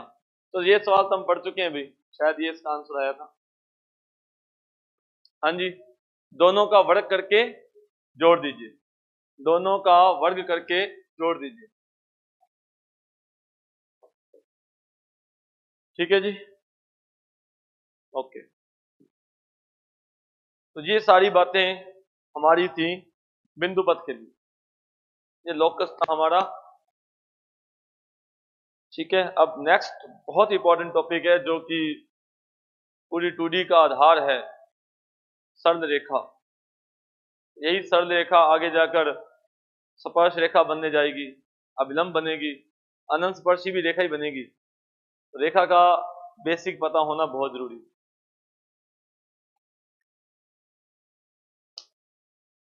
हाँ जी, स्ट्रेट लाइन, रेखा का समीकरण, फिर चलिए पहले थोड़ा जिक्र कर लेते हैं अपने कि हम सरल रेखा में क्या क्या जिक्र करेंगे, ठीक है जी। फिर से थोड़ा जानकारी के लिए बता दें कि 2D में हमने बेसिक पढ़ा, ठीक है जी। दूरी सूत्र, विभाजन सूत्र, त्रिभुज का केंद्रक, अंतःकेंद्र, लंब केंद्र, क्षेत्रफल ज्ञात करना, ये बेसिक है, इसका पता होना चाहिए, कई बार सवाल आ चुके हैं। दूसरे नंबर पर हम डिस्कस करते हैं लोकस, बिंदुवत, जिसका मोटा मोटा आइडिया ले लिया, आगे चलता रहेगा, खत्म नहीं हुआ लोकस चलता रहेगा। लोकस के बहुत सारे सवाल हमने आगे पढ़ने हैं। समतल के केंद्र का बिंदुवत, गोले के केंद्र का बिंदुवत ना, कभी याद आया तो ऐसा हमने किया था, चतुष्फलक के केंद्र का बिंदुवत, तो सवाल आएंगे। तीसरा नंबर जब हम शुरू करने जा रहे हैं, बहुत इंपॉर्टेंट टॉपिक है स्ट्रेट लाइन। स्ट्रेट लाइन, ठीक है। अब स्ट्रेट लाइन में हम क्या क्या डिस्कस करेंगे कि भाई सरल रेखा का जो इक्वेशन होता है, सबसे पहले सरल रेखा की प्रवणता, ये एक इंपॉर्टेंट टॉपिक है। प्रवणता, ढाल, स्लोप की जो लाइन होती है उसकी स्लोप क्या चीज है, उसकी क्या क्या प्रॉपर्टीज हैं, ये एक हमारा इंपॉर्टेंट टाइप है। फिर लाइन की इक्वेशन के टाइप्स, रेखा की समीकरण के प्रकार, आपने सुना होगा व्यापक रूप, एक बिंदु रूप, दो बिंदु रूप, अंतःखंड रूप, अभिलंब रूप, सममित रूप, वाई अंतःखंड रूप, मतलब 7 प्रकार से हम रेखा के समीकरण लिखते हैं, ठीक है। वो बहुत इंपॉर्टेंट टॉपिक है हमारा। उसके बाद हम डिस्कस करते हैं दो रेखाओं के बीच का कोण, एंगल बिटवीन टू लाइंस। दो रेखाओं के बीच का कोण कैसे ज्ञात करते हैं, समांतर रेखाएं और लंबवत रेखाएं, दो रेखाएं समांतर कब होंगी और लंबवत कब होंगी, उनकी क्या कंडीशंस होती हैं, उस पर हम डिस्कस करेंगे। पैरेलल लाइंस और परपेंडिकुलर लाइंस, ठीक है। फिर एक इंपॉर्टेंट टॉपिक आएगा, अगर तीन लाइंस जिनका समीकरण आपको दे दिया, ये तीनों रेखाएं त्रिभुज बनाती हैं, तो इस त्रिभुज का क्षेत्रफल कितना होगा। तीन रेखाएं अगर त्रिभुज बनाती हैं तो उस त्रिभुज का क्षेत्रफल ज्ञात करना। क्या दिया हुआ है, रेखाओं के समीकरण, शेष नहीं, शेष तो अलग बात है। अच्छा, अगर क्षेत्रफल 0 हो जाएगा तो रेखाएं कैसी हो जाएंगी, संगामी। छोटी सी बात है, तीन रेखाओं के संगामी होने का प्रतिबंध एग्जाम में 3 बार आ चुका है, 3 बार सवाल आपको दिखेगा अलग अलग पेपर में। यदि ये तीन रेखाएं संगामी हैं तो लैम्डा का मान बताओ, ये तीन रेखाएं संगामी कब होंगी, इस पर आपको 3-4 बार सवाल दिखेगा पेपर। कि तीन दी गई तीन रेखाएं, उनका समीकरण दे रखा है, इक्वेशन दे रखा है, तो वो तीनों लाइनें कॉन्करेंट कब होंगी, संगामी कब होंगी, मतलब त्रिभुज का क्षेत्रफल 0, उसका एरिया ऑफ ट्राइंगल 0 कर दीजिए, तो वहां से तीन रेखाओं का संगामी होने का प्रतिबंध आ जाएगा। ये एक इंपॉर्टेंट कंडीशन एग्जाम में सवाल पूछे। एक बिंदु की एक रेखा से लंबवत दूरी कैसे ज्ञात करते हैं, उसका फॉर्मूला, किसी बिंदु की किसी रेखा से दूरी ज्ञात करना, ठीक है। समान और मूल बिंदु से दूरी ज्ञात करना, वो भी इसके अंदर आ जाएगा। समांतर रेखाओं के बीच की दूरी ज्ञात करना, distance between two parallel lines, ये हम डिस्कस करेंगे, ठीक है। एंगल बाइसेक्टर, कोण समद्विभाजक, दो रेखाएं एक दूसरे को काट रही हैं, तो जो उसके एंगल बाइसेक्टर होते हैं, कोण समद्विभाजक, उनके समीकरण ज्ञात करना। स्कूल एक्सआर 2020 का सवाल है, पिछले साल जो स्कूल एक्सआर हुई है 2020 में, उसमें सवाल पूछा गया था, दी गई दो रेखाओं के अंदर न्यून कोण का अर्धक बताइए, न्यून कोण के अर्धक का समीकरण, ठीक है, एग्जाम में आ चुका है। अब सारे सवाल ही आते हैं, मैं तो बता रहा था कि टॉपिक का एग्जाम में क्वेश्चन आया था, ठीक है। दो रेखाओं के प्रतिच्छेद बिंदु में से गुजरने वाली जो रेखाएं होती हैं, उनका संयुक्त समीकरण L प्लस लैम्डा L2 कर दो। ये मुख्य बातें हैं जो हम सरल रेखा में पढ़ेंगे। फिर नेक्स्ट आएगा सरल रेखा युग्म, तब जाकर आपका सेट पूरा होगा। सेट नंबर 2, सरल रेखा युग्म, वो आगे की बात है। पेयर ऑफ स्ट्रेट लाइन, इसमें भी दो टाइप होते हैं, कौन कौन से? मूल बिंदु से गुजरने वाली और मूल बिंदु से, ठीक है। टॉपिक है 2D, थोड़ा सा दिक्कत है टॉपिक्स के विद रिस्पेक्ट। क्या इंटरेस्टिंग है? बहुत इंटरेस्टिंग है, कहने की बात है ना। चलो कोशिश तो की जा रही है, लेकिन जैसा हर जैसे सब्जेक्ट की अपनी क्वालिटी होती है, हिंदी अपनी जगह है, पॉलिटिकल साइंस अपनी जगह है, फिलोसफी अपनी जगह है, मैथमेटिक्स अपनी जगह है, फिजिक्स अपनी जगह है ना। आपस में आपको फिलोसफी पढ़ रहा हो तो कितना मजेदार टॉपिक है कि बहस ही करनी है, लड़ते रहो आपस में, झगड़ते रहो, ना वो जीता ना मैं हारा। फिलोसफी में को हार जीत तो होती नहीं है, पक्ष विपक्ष होता है, लड़ते रहो, है ना। हिंदी है तो कितनी बड़ी बड़ी कविताएं होती हैं, कौन सा अलंकार रस पाठ होते हैं, बढ़िया इंटरेस्टिंग है। बीच बीच में दोहे सुनाते रहो, टॉपिक मजेदार बन जाता है। उससे भी इंटरेस्टिंग इंग्लिश है, या नहीं? हाँ, तो बोरिंग तो मैथ ही है। मैथ्स मेरे सामने तो कई सोए होते हैं। वो देखो, मैथमेटिक्स वाले स्टूडेंट्स के लिए जीके हमेशा बोरिंग ही रहता है, इसमें कोई शक वाली बात नहीं है। जिसको मैथ्स अच्छा लगता है ना, उसको जीके बोरिंग अपने आप लगेगा। ये तो अलग अलग चीजें हैं। मैथमेटिक्स कहाँ हम इतना दिमाग लगाकर सोचकर सवाल करते हैं, जीके कहाँ रटना होता है, रटने की आदत कहाँ होती है, नहीं रटा जाता हमसे। सबके एक जैसा हाल है, जिसको मैथ अच्छा लगेगा उसको जीके बोरिंग लगेगा। जीके बहुत बोरिंग है। अब मैं अपनी बात करूँ तो मुझे कई बार पूछा, सर शिक्षण विधि आप कराओगे क्या? भाई कौन शिक्षण विधि है? मैं तो 2011 में खुद बड़ी मुश्किल से पास हुआ शिक्षण विधियां पढ़कर, 4 सवाल पढ़ कर गया था, कभी चल ये पढ़ लेते हैं, ठीक है। बीएड में तो फिर एक दो परिभाषाएं आती जिसको घुमा फिरा कर लिखी 10 बार। क्यों, अरस्तु ने भी ये कहा था, प्लेटो ने भी यही कहा था, सबने यही कहा था घुमा फिरा कर, महात्मा गांधी ने भी कहा था। और याद आती है लिखना क्या था कि 10 परिभाषाएं थी, खिचड़ी बना दो, ये बढ़िया सी खिचड़ी बना दो बस, ठीक है, 2-4 रट लो ढंग से, क्योंकि हर में वो लिखनी होती है, इसके बाद तो फिर मिर्च मसाले होता है ना। वो किसने कहा था कि जो गणित होता है वो दिमाग को तेज करने की तरह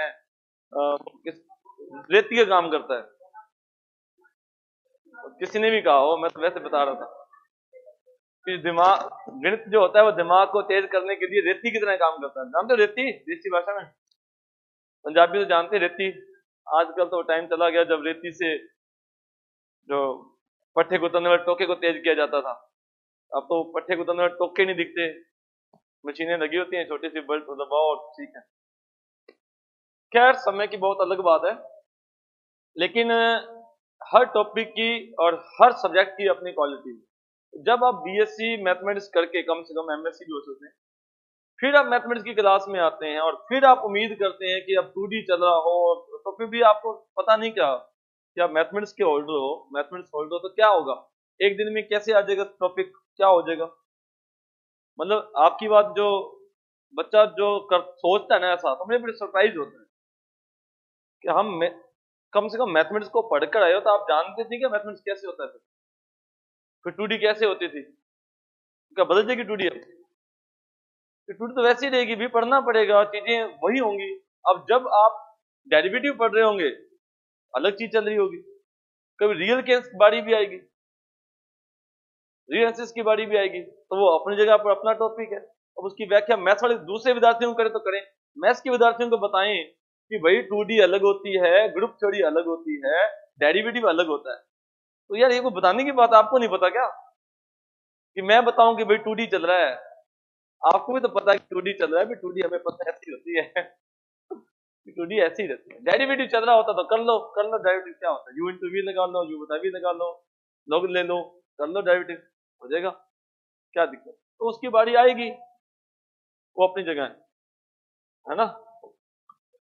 ठीक है जी, तो बहुत ही इंपॉर्टेंट टॉपिक है 2D का, सरल रेखा। सबसे पहले ये है कि जो सरल रेखा की जनरल फॉर्म होती है वो ax plus B y plus C equal to 0। A B C real values हैं और ए और बी दोनों एक साथ 0 नहीं है, एक जीरो हो जाए कोई दिक्कत नहीं है, दोनों एक साथ जीरो नहीं है, ये उसको लिखने का तरीका। खैर हमें जब रेखा आएगी तो ऐसा कभी आएगा नहीं कि दोनों जी एक साथ जीरो मिल जाएंगे, लेकिन फिर भी पता होना चाहिए। अच्छा अब ये लाइन की इक्वेशन है, तो जो रेखा की समीकरण होती है वो दो चरों की एक घातीय समीकरण होती है। एक्स और वाई दो वेरिएबल हैं, और एक घातीय समीकरण का मतलब है एक्स स्क्वेयर नहीं आएगा, एक्स स्क्वेयर आ गया तो रेखा नहीं है, पक्का रेखा नहीं है। वाई स्क्वेयर आ गया पक्का रेखा नहीं है। एक्स इंटू वाई आ गया तो पक्का रेखा का समीकरण नहीं है। किसका है वो आगे की बात है। रेखा के समीकरण में एक्स आ सकता है, वाई आ सकता है, दोनों आ सकते हैं, लेकिन दोनों में एक्स की स्क्वायर नहीं आएगा, वाई की स्क्वायर नहीं आएगा, और एक्स इंटू वाई भी नहीं आएगा। मतलब समीकरण कैसी होती है, एक घातीय समीकरण, लीनियर इक्वेशन भी हम उसको बोलते हैं। अब ऐसा अगर हम चाहें कि ऐसा क्यों होता है, तो देखें रेखा की जो डेफिनेशन है या रेखा की जो प्रॉपर्टी है वो ये है कि अगर कोई रेखा है, स्ट्रेट लाइन कोई है, तो इस रेखा पर अगर आप कोई भी दो बिंदु लेंगे, मान लो आपने बिंदु ले लिया x1, y1 और आपने बिंदु ले लिया x2, y2, ठीक है, ये तो दो पॉइंट आपने ले ली जो लाइन पर हैं। अगर आर्बिट्री एनी पॉइंट P, जिसको हम लैम्डा रेशो 1 वाला, lambda x2 plus x1 upon में लैम्डा प्लस 1 और lambda y2 plus y1 upon में लैम्डा प्लस 1, ये जो पॉइंट है P, ये कहाँ होगा। अगर लैम्डा की वैल्यू जो है वो 0 और 1 के बीच में है, 0 और 1 के बीच में, तो P कहाँ होगा, AB लाइन सेगमेंट पर। अगर लैम्डा की वैल्यू 0 और 1 के बीच में है तो वो जहां होगा A और B के बीच में। लैम्डा की वैल्यू 0 है तो क्या बनेगा A, लैम्डा की वैल्यू 1 है तो क्या बनेगा B, और लैम्डा की वैल्यू, अगर लैम्डा की वैल्यू हमारे पास 1 है, 1 रख के देखो, सॉरी 1 है तो क्या बनेगा मिड पॉइंट, है ना। 1 है तो 0 पर, 1 है तो मिड पॉइंट बनेगा, और 0 और 1 के बीच में है तो, अच्छा लैम्डा ले लिया अपने, m रेशो n ले लिया ना, ठीक है कोई बात। मेरा कहने का मतलब ये है, और m रेशो 1 में आ जाएगा कि m 0 कर दो, n 0 कर दो और m और n कर दो, मुझे लैम्डा ले लिया मैंने। खैर मेरा कहने का मतलब ये है कि लैम्डा की हर रियल वैल्यू के लिए p कहाँ होगा, p होगा अगर इस लाइन सेगमेंट का एक पॉइंट, इस रेखा का एक बिंदु, इस रेखा का एक बिंदु अगर P जिस समीकरण को संतुष्ट कर गया, फिर वो रेखा का समीकरण होगा। क्या मतलब है मैं वो देखो, जब x1 y1 मैंने कहा लिया, रेखा के ऊपर ले लिया, एक बार समझिए इस बात में, ये इसको सेटिस्फाइड करेगा, रेखा के ऊपर है। x2 y2 मैंने रेखा पर ले लिया तो ये इसको सेटिस्फाइड कर गया, इस इक्वेशन को, ये वाला समीकरण। फिर मैं चेक करता हूं कि ये वाला पॉइंट जो है क्या ये भी उस इक्वेशन को सेटिस्फाइड करता है। अगर ये उस इक्वेशन को सेटिस्फाइड कर गया तो ये कोई एक बिंदु नहीं है, ये कौन सा बिंदु है, ये उन दो बिंदुओं को मिलाने वाली रेखा का हर बिंदु है। सिर्फ लैम्डा की वैल्यू आपको क्या करनी है, चेंज करनी है। लैम्डा तो आर्बिट्री है ना, तो अगर ये पॉइंट भी उस इक्वेशन को सेटिस्फाइड कर गया तो इसका मतलब ये इक्वेशन किसकी है, ये इक्वेशन फिर x1, y1 और x2, y2 से गुजरने वाली रेखा के समीकरण। क्यों, क्योंकि ये किसके द्वारा सेटिस्फाइड है, ना केवल x1 y1 से, ना केवल x2 y2 से, किसके द्वारा, उन दो बिंदुओं के ऊपर जो आर्बिट्री एनी पॉइंट है उससे भी सेटिस्फाइड है। मतलब फिर ये बिंदु, ये जो बिंदु है आर्बिट्री पॉइंट, ये भी उसी लाइन पर है। तो ये कौन सा बिंदु है, ये बिंदु इस रेखा का आर्बिट्री एनी पॉइंट है। तो ये किसको सेटिस्फाई करता है, P। अगर P भी इसको सेटिस्फाइड कर गया तो फिर वो रेखा का समीकरण है। हम रेखा के समीकरण को क्या कर रहे हैं, वेरीफाई कर रहे हैं, यस है, फाइंड आउट नहीं कर रहे हैं, वेरीफाई कर रहे हैं कि ये उस लाइन की इक्वेशन होगी जिसमें से वो दो बिंदु x1 y1 गुजरते हैं ना, तो फिर आर्बिट्री एनी पॉइंट भी इसको सेटिस्फाइड करता है। अब मैं आर्बिट्री एनी पॉइंट देखूं तो अगर मैं x की जगह पर लिखूं lambda x2 plus x1 upon lambda plus 1 और lambda y2 plus y1 upon lambda plus 1, तो क्या इसकी वैल्यू 0 आती है, यस या नो। अगर मैं 1/λ + 1 कॉमन ले लूं तो a के साथ लैम्डा के साथ क्या कॉमन आएगा, लैम्डा के साथ कॉमन आएगा ax2 + by2 + c, और अगर 1 के साथ क्या कॉमन आएगा, ax1 by1 और प्लस में c। 1/λ + 1 मैंने कॉमन ले लिया, एलसीएम ले लिया, बाहर ले लिया उसको, दिस इज 0, दिस इज 0। तो इसका मतलब क्या था कि इस इक्वेशन ये किसके द्वारा सेटिस्फाइड है, ना केवल इन दो बिंदुओं के द्वारा, इन दो बिंदुओं के ऊपर जितने भी पॉइंट्स है ना उस रेखा के ऊपर, वो सब उसको सेटिस्फाइड करते हैं। ठीक है, तो ये उस रेखा का समीकरण है। फिर समीकरण का मतलब, रेखा के समीकरण का मतलब कि रेखा का हर पॉइंट सेटिस्फाइड करे और जो नहीं है वो ना करे, ये भी ध्यान रखें। आगे इसको और डीपली डिस्कस करेंगे। किसी कर्व की इक्वेशन का मतलब क्या होता है, कर्व का हर पॉइंट उस इक्वेशन को सेटिस्फाइड करना चाहिए, और जो पॉइंट कर्व पर नहीं है वो उसको सेटिस्फाइड नहीं करना चाहिए। जैसे अब मैं आपसे पूछूं कि भाई एक्स अक्ष की इक्वेशन क्या होगी, कि एक्स अक्ष भी तो एक रेखा है, तो एक्स अक्ष की इक्वेशन क्या होती है, हम जानते हैं कि y = 0। ऐसा क्यों, क्योंकि एक्स अक्ष के ऊपर जितने भी पॉइंट हैं वो उसके लिए y 0 है, वो y = 0 को सेटिस्फाइड करते हैं। क्या एक्स अक्ष के अलावा कोई ऐसा कोई बिंदु है जो जिसके लिए y 0, अगर कोई बिंदु है जिसके लिए y = 0 है तो वो एक्स अक्ष पर है, और एक्स अक्ष पर जो भी बिंदु है उसके लिए y 0 है। एक्स अक्ष के अलावा ऐसा एक भी बिंदु नहीं है जो y = 0 को सेटिस्फाइड कर जाए, और एक्स अक्ष के ऊपर एक भी ऐसा बिंदु नहीं है जो y = 0 को सेटिस्फाइड ना करे। समझे? तो जब हम बोलते हैं कि लाइन की इक्वेशन है, अगर एक्स अक्ष की इक्वेशन है तो एक्स अक्ष की इक्वेशन तभी कहोगे अगर एक्स अक्ष का हर बिंदु y = 0 को सेटिस्फाइड करे और एक्स अक्ष के अलावा एक भी बिंदु y = 0 को सेटिस्फाइड ना करे। अगर कोई और बिंदु कहीं भी ले लोगे एक्स अक्ष के अलावा तो उसके लिए y का मान 0 नहीं होगा, और एक्स अक्ष के ऊपर होगा तो उसके लिए y का मान 0 ही होगा, और कुछ नहीं। इसलिए इस समीकरण का मतलब, ये बात समझ आई तो आगे भी देखेंगे कि सर्कल इक्वेशन का मतलब क्या है, पैराबोला इक्वेशन का मतलब क्या है। ठीक, तो सिमिलरली बताइए y का समीकरण x = 0। इसी तरह से जब हम लिखते हैं x = 1 इन कोऑर्डिनेट सिस्टम, तो जब कोऑर्डिनेट अलजेब्रा में x = 1 का अलग मतलब है, पॉलिनोमियल में x = 1 का अलग मतलब है। जब कोऑर्डिनेट सिस्टम के अंदर आप लिखते हो कि x = 1, तो x = 1 is a line parallel to y axis. x = 1 का मतलब देखिए, x = 1 तो y अक्ष से अगर आप राइट साइड में एक इकाई दूरी पर एक सीधी रेखा खींचेंगे तो इसके ऊपर जितने भी बिंदु हैं 1, 0, 1, 1, 1, 2 एंड सो ऑन, इन सब के लिए x का मान कितना है, 1। y का मान कुछ भी हो, x का मान सबके लिए 1 है, और इस रेखा के अलावा और किसी भी समतल में किसी भी रेखा के ऊपर ऐसा एक भी बिंदु नहीं है जिसके लिए x का मान 1 हो। ठीक है, और इस रेखा के ऊपर जितने भी बिंदु हैं उन सब के लिए x का मान 1 है। तो अगर ये बात आपको समझ आई तो फिर x = 2 का मतलब line parallel to y axis, उसके y एक्सिस के दाईं तरफ दो दूरी पर, x = 3, x = 4, x = 0, मतलब y axis, x = -1, x = -2, x = -3, x = -4।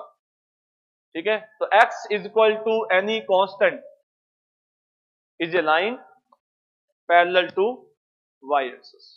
तो y एक्सिस के समांतर एक रेखा का समीकरण होता है कोऑर्डिनेट ज्योमेट्री के अंदर, है ना, अलजेब्रा में अलग बात है। और similarly y = -1, y = 0, y = 1, y = 2, ये कैसी रेखा है, पैरेलल टू x एक्सिस। इसमें अकेला x आ रहा है, अकेला y आ रहा है। मैंने बताया था रेखा के समीकरण में x और y दोनों भी आ सकते हैं, अकेला x आ सकता है, अकेला y भी आ सकता है। अगर अकेला x आ जाता है कोऑर्डिनेट ज्योमेट्री में तो वो भी एक लाइन है, अकेला y आता है तो वो भी एक लाइन है, अगर दोनों आ जाते हैं तो भी लाइन है। दोनों आने का मतलब अकेला x मतलब x × y नहीं होना चाहिए, x ² y ² नहीं। ठीक है जी, तो कोऑर्डिनेट ज्योमेट्री के अंदर अगर हम कहते हैं x = 0 तो ये है हमारे लिए x बराबर 0, मतलब y अक्ष, और x equal to any constant is a line parallel to y axis. अगर x बराबर प्लस का है तो दाईं तरफ होगी, x बराबर माइनस का है तो बाईं तरफ होगी। ठीक है, y बराबर 0 x अक्ष का समीकरण है, और y equal to any constant is a line parallel to x अक्ष। एनी कांस्टेंट का मतलब अगर मैं यूं भी लिख सकता हूं कि 2y माइनस 3 इक्वल टू 0, तो ये कैसी रेखा है? तो ये भी तो y बराबर 3/2 है, y बराबर 3/2 है, तो ये भी कैसी रेखा है? x अक्ष के समांतर। ठीक है जी। रेखा के समीकरण के अंदर अगर अकेला x आता है, अकेला y आता है, तो हमने डिस्कस कर लिया। कैसे डिस्कस किया? कि मान लीजिए मैं कहता हूं कि a का मान 0 है, लाइन की इक्वेशन में a 0 है, तो a 0 है तो रेखा कैसी बनेगी? y equal to minus C upon B. b 0 नहीं है। जब हम बोलते हैं ना a 0 है, तो इसका मतलब सिर्फ a 0 है, b और c नहीं, a 0 है। अगर a 0 है तो y equal to any constant, और y equal to any constant is a line parallel to. अच्छा, अगर b 0 हो जाए, लाइन की इक्वेशन में अगर b नहीं है, मतलब y वाला पद नहीं है, तो x इक्वल टू, हमें प्लस माइनस से मतलब नहीं, मैं तो पॉजिटिव है कि नेगेटिव वो नहीं बता रहा मैं आपको से। x equal to any constant, तो x equal to any constant is a line parallel to y axis. अगर c 0 हो जाए कि रेखा की समीकरण में कांस्टेंट नहीं है, c 0 होता है, अगर रेखा के समीकरण में कांस्टेंट नहीं है, इसका मतलब वो रेखा मूल बिंदु से गुजरती है। 0 0 इसको संतुष्ट करेगा, ओरिजिन 0 0 इसको संतुष्ट करता है, इसका मतलब रेखा मूल बिंदु में से गुजरेगी। बहुत सारी रेखाएं होती है मूल बिंदु से गुजरेगी, रेखा होगी जो मूल बिंदु से गुजरेगी। तो रेखा की व्यापक समीकरण में a का 0 होना, उस रेखा का x अक्ष के समांतर होना, b का 0 होना, उस रेखा का y अक्ष के समांतर होना, c का 0 होना, कांस्टेंट का ना आना, उस रेखा का मूल बिंदु से गुजरना। और अगर कोई भी 0 नहीं है, a भी 0 नहीं है, b भी 0 नहीं है, c भी 0 नहीं है, तीनों में से कोई भी 0 नहीं है, तो फिर वो रेखा दोनों अक्षों पर अंतःखंड काटेगी। 2D में हम जितनी भी रेखाएं पढ़ेंगे, वो रेखा इन 4 टाइप्स में से कोई एक टाइप की होगी, या तो x अक्ष के समांतर, या y अक्ष के समांतर, या मूल बिंदु से गुजरेगी, या फिर दोनों अक्षों पर अंतःखंड काटेगी। ठीक है, इस छोटी सी बात पर एक बार एग्जाम में सवाल आ चुका है। क्या क्वेश्चन था ये? सेकंड ग्रेड 2014 का सवाल, बताइए। y अक्ष के समांतर होने के लिए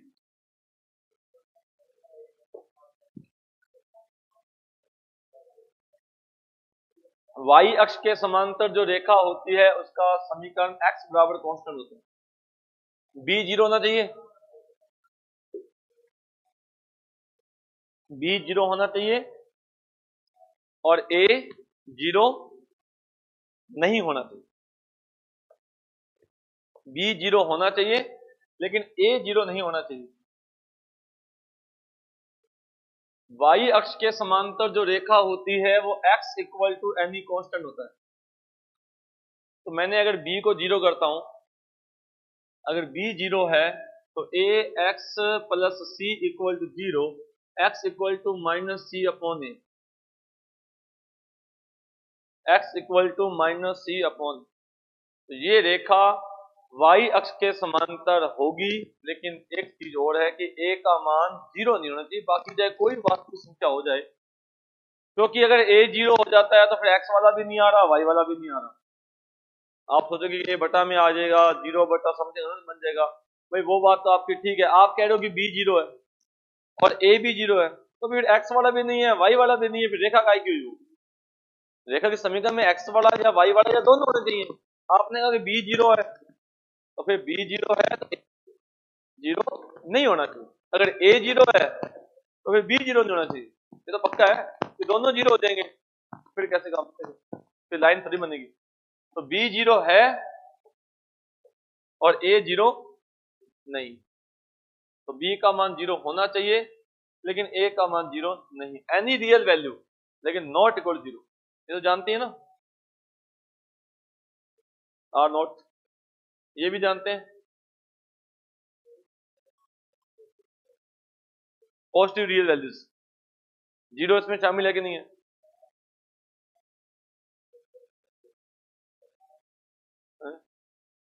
are naught, R plus, R minus,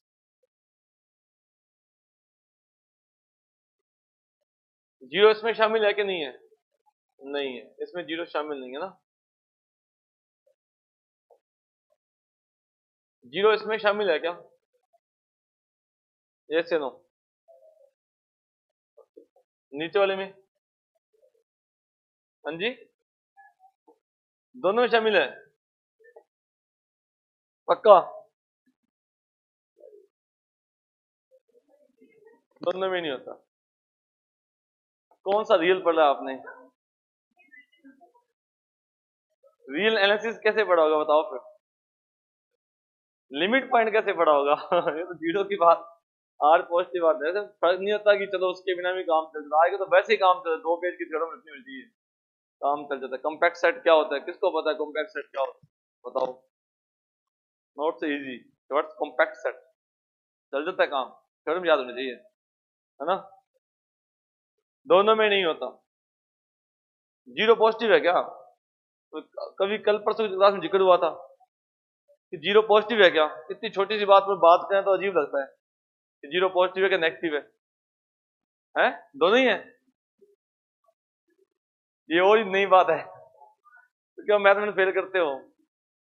दोनों ही है, ये पॉजिटिव भी है नेगेटिव भी है, ऐसा क्या? ना पॉजिटिव है ना नेगेटिव है। आर प्लस का मतलब क्या होता है? धनात्मक वास्तविक संख्या है ना। एक बार मैंने कहा था, जिक्र हुआ था कि पॉजिटिव रियल वैल्यूज और नॉन नेगेटिव रियल वैल्यूज में फर्क है। नॉन नेगेटिव रियल वैल्यूज 0 शामिल होगा, पॉजिटिव रियल वैल्यू 0 शामिल नहीं होगी। 0 इज नॉट पॉजिटिव, दोनों में फर्क है। धनात्मक वास्तविक संख्याएं तो 0 और एक तो नॉन पॉजिटिव, ठीक है, एड मेथड भी कहते हैं। तो भाई 0 पॉजिटिव नहीं है, 0 नेगेटिव भी नहीं है, ठीक है। धनात्मक वास्तविक संख्याओं में 0 शामिल नहीं है। Non negative real values, non negative उसमें 0 शामिल है, तो 0 नेगेटिव नहीं है, तो नॉन नेगेटिव तो उसमें 0 आएगा, लेकिन पॉजिटिव 0 नहीं आएगा।